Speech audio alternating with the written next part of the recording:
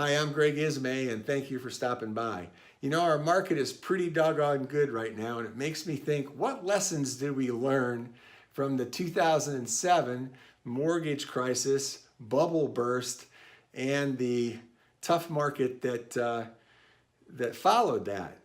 So before we get into that topic, please check out the links above for more information on our local real estate market.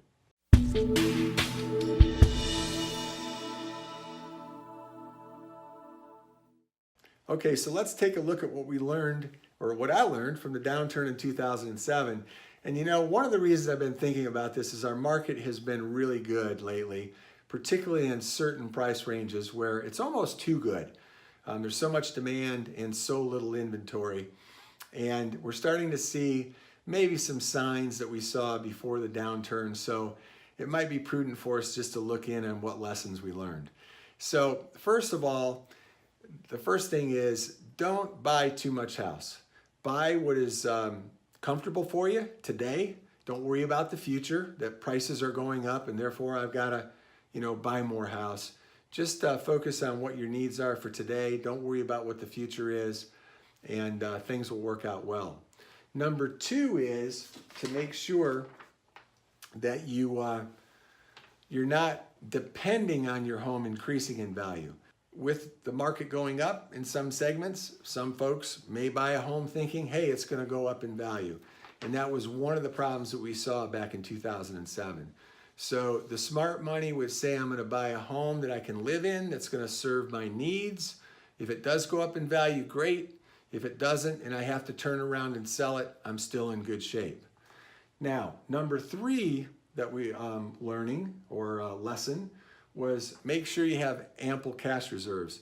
Now, many of the money advisors would say it's best to have 6 months worth of total expenses in savings, just in case there's a job loss or somehow income goes down, that you could sustain your expenses for 6 months.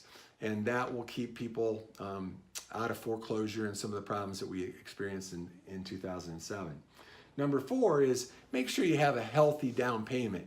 Now, many folks in today's market are trying to put as little down payment down as they can to keep reserves for moving expenses or savings or what have you.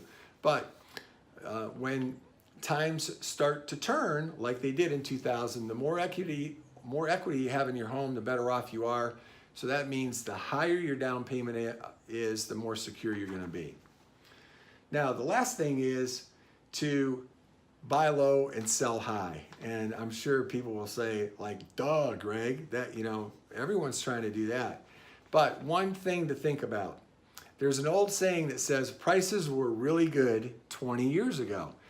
And all that means is the longer you stay in your home, the more likely you are to have equity, and the easier it would be for you to sell if there is a change in the market or a downturn that comes at you.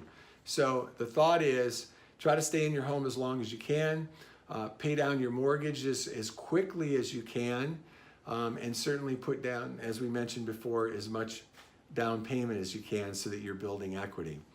So those are our top five, or my top five, lessons from the downturn in 2017. If you have any questions on anything I've said, I'd love to hear from you. Please give me a ring. Thanks for stopping by.